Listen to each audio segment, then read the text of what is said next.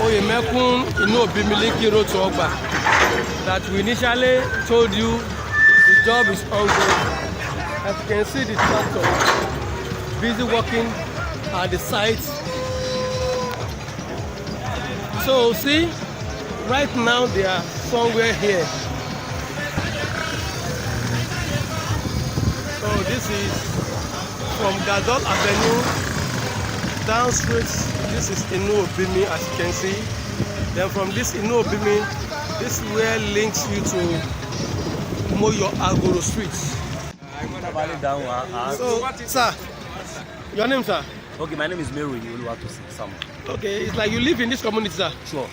Now that the major construction has really commenced at the site in this road, tell us just briefly, how do you feel and what are your expectations from the people on the site and the community?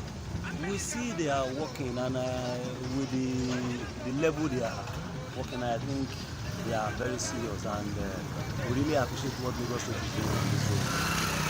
But the challenges with my later phase is, most houses, the fences have been fell down, and the streets, there's no day ball. We have organized a CD and expo on this road, this Kola Wale. So we are trying to build a security. We want to involve the security people that will be looking at that. But if you look at it very well, we have many shops on this road, but the most important thing is this is a development. So we really appreciate what the government is doing. And the contractor in charge, though I have not seen him in person, but I think I like the scope. But we are still expecting them to mount their scope of work. Let's know how many months they are going to spend to do it. So with what we are hearing, we heard they're going to spend close 6 months or 5 months, but we don't see their scope of work. Let them put their board here and let know actually when they're going to finish. Yeah. And the electricity, we also try to bring out 4 people from the CBA to go to the Kenya Electric and confirm from them when actually are they going to remove the pole, because now that the construction is fully going on, they can't just leave us in darkness. That is going to be another challenge in the security area. So as you can see, this is the linking to Dada Street. You can see the work is ongoing right away as the road construction site in Ifakoja local government, Lagos State. Now I still take you around this way. We are still on this Inuobimi Street. Down.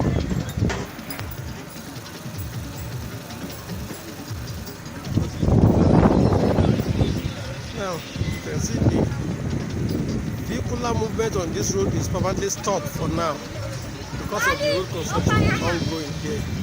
So from down the streets, the job is really ongoing here. Yeah, good afternoon, my brother. Good afternoon. Yes, can we meet you? Who are you, your name, and where are we today? My name is Olaoluwa. We are on Inuobimi Street, and you can see there's a construction work going on behind me. You can see that there's a construction going on behind me.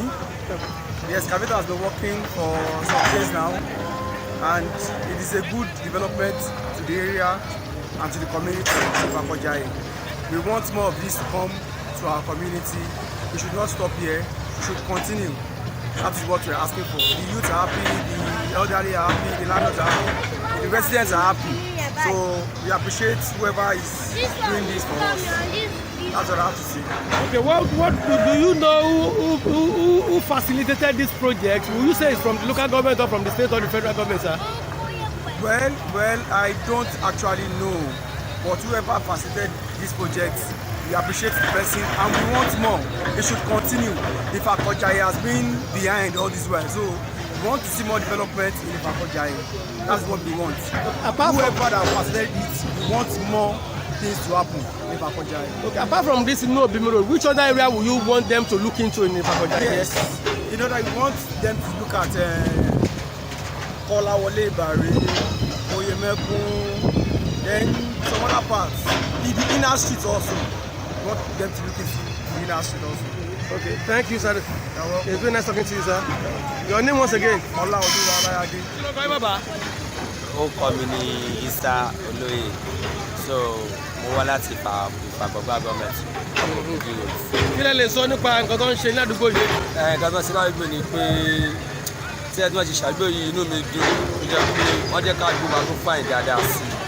So gbogbo ojú ọ̀nà yẹn tí wọ́n ṣe sí inú wa máa dùn gan tí àwọn ìjọba bá lè bá wa ṣe dáadáa pẹ̀lú àwọn aráàlú náà tí wọ́n wà nílé náà ká náà fọwọ́ sọ́pọ́tì wọn wọ́n bá wa ṣe kánà náà máa padà gé ní àǹfààní yìí. So inú mi dùn gan bá ṣe ṣe so Ọlọ́run sì máa ràn wọ́n lọ́wọ́ àwọn ìjọba wa wọ́n tètè bá wa ṣe dáadáa so tí wọ́n ní sí láti sọ náà nìyẹn. Ok, gẹ́gẹ́ bí iṣẹ́ yóò dàbí pé ẹ máa ń ṣiṣẹ́. Iṣẹ́ tèmi ṣe ni pé mò ń ra scarf so nígbà tí ìṣe bíbá yẹn náà mo dúpẹ́ wájú náà pé àwọn tí nǹkan wọn bàjẹ́ náà Ọlọ́run máa ṣe ọ̀pọ̀ ọ̀pọ̀ mi fún wọn because adúpẹ́ pa náà àárín nǹkan kan níbi irin tá a jẹ ní lára wọn so Ọlọ́run bọ́ máa ṣe dáadáa fún wọn Ọlọ́run máa bọ̀ kú fún wọn so àwọn ìjọba wọn rẹ̀ kí wọ́n wá jọ pátẹ́tì bá wọn ṣe ibi ìbáyìí dáadáa so tó wá dùn ọ̀sẹ̀ ṣe ìbáyìí kó tó máa fáìn sí so ẹ̀ tó ti lọ tẹ́lẹ̀ gan sẹ́kù kó tó máa láìka tó wá sí so dáadáa ní ìlú kan sá. Ẹ ṣe gan. God bless you.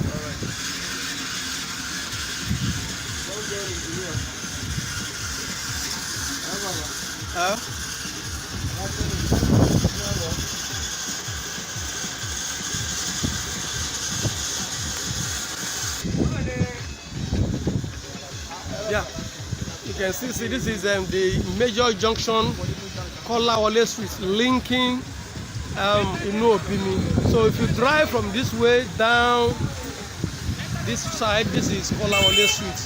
So from this very road, this links out to Pen Cinema. This is where they call Kolawole Street under Ifakoja local government. So if you take it down out again to this side, this is Inuobimi Street. So as we are facing this direction, this goes straight to Oyemekun Road. As you can see, so many fence, as in the wall buildings, were being tampered with in terms of destroyed just because of the developments needed in this community. As you can see this building, the fence on the building has been demolished, so that the people of this Ifakoja can have a good road for motorists to be able to fly this road very well. So we're still moving around. This very street is called Thomas Salako. This is Salako Street under Ifakoja local government, and if you still go around this way, so we're moving around down gradually to Moyo Agoro Street, as you can still see.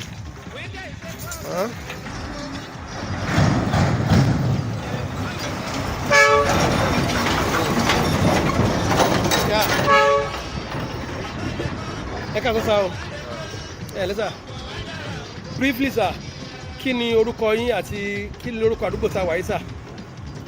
Àdúgbò tá a wà Inuobimi, Michael Kuntona. Orúkọ tèmi ni Chief Oyewole Ẹ̀fẹ́rẹ́ Okay, sir, inú mi dùn gan pé mo bá olóyè pàdé lẹ́nu ní ìlú Ìfàkọ̀jà yìí under Lagos State. Sir, kí ni ohun tí ẹ lè sọ pàtó nípa ìgbésẹ̀ tíjọba gbé under local government? Kí lẹ lè sọ nípa ọ̀dọ̀ tó ń ṣe yìí? Báwo nínú yín ṣe rí sí? Ìgbésẹ̀ tó ń gbé jẹ́ ìgbésẹ̀ tó dára tá a ti ń retí fúngbà tó pẹ́ jẹ́. Torí pé ọ̀nà yìí ṣe pàtàkì fún wọn láti tún ṣe. Tó fún lílò ọ̀pọ̀lọpọ̀ àwọn onímọ́tò tó ń gbadé kọjá. Ọ̀nà yìí always busy street road ni ọ̀nà yìí jẹ́. Láti ìgbà tó ti ń ṣe college road nígbà ayé gómìnà Afáṣọlá láti rò pọ́n máa bá wa tún ọ̀nà yìí. Torí ìgbà tó ń ṣe títì yẹn ọ̀nà yìí ni gbogbo mọ́tò ń gbà. Àtìgbà yẹn ló dẹ̀ ti ń bàjẹ́. Láti ń pe local government kan bá wa ṣe kó wá bàjẹ́ tó ibi tó dé. Bọ̀dá dúpẹ́ pé wọ́n ti dá wa lóhùn báyìí láti ṣe ọ̀nà náà. Àti cooperate pẹ̀lú wọn pé wọ́n bá wa ṣe.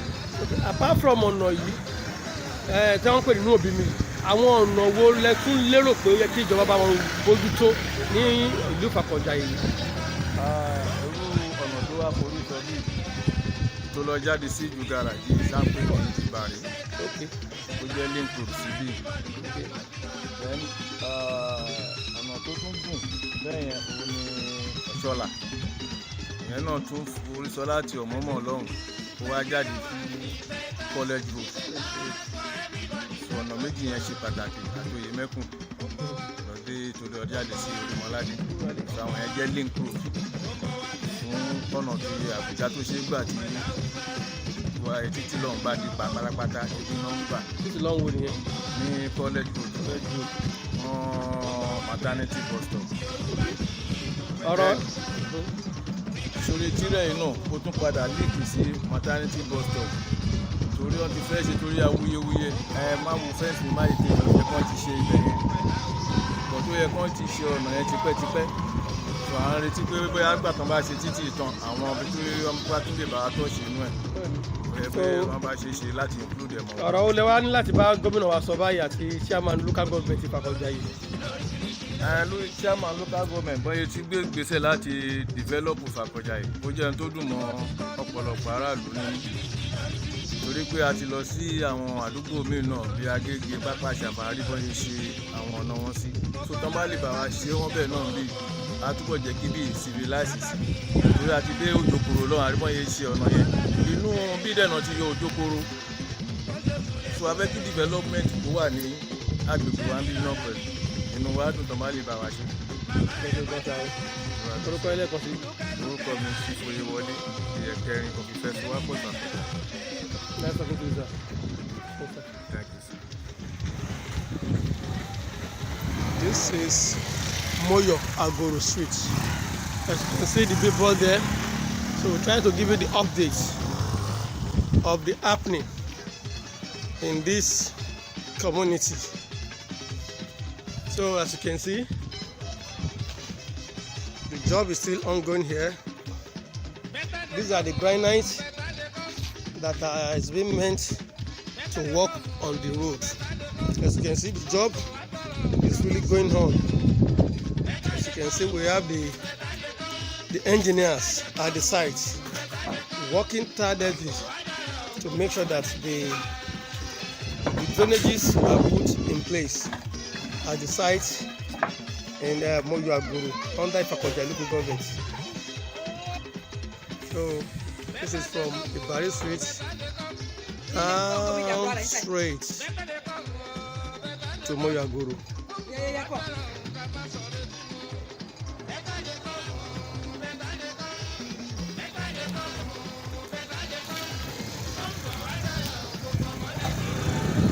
We thank God for what is going on, and we believe we all see it, and by His grace, we pray they should finish before 6 months.